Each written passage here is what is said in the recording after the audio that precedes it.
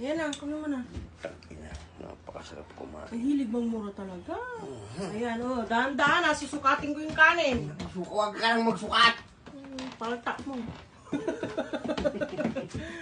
Ang init, kagabi ang lamig. Yung paltak mo nakikita. Okay lang yan, hindi naman lang makukuha yan eh.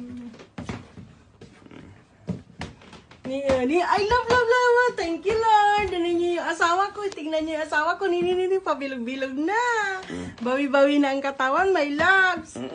Salamat, Lord. Thank you very much, Lord. Ganda ng anniversary gift sa akin ni Lord. Kasi nga, yan lang ang tayo kong hinihiling eh. Kain na tayo. Yung lalakas siya.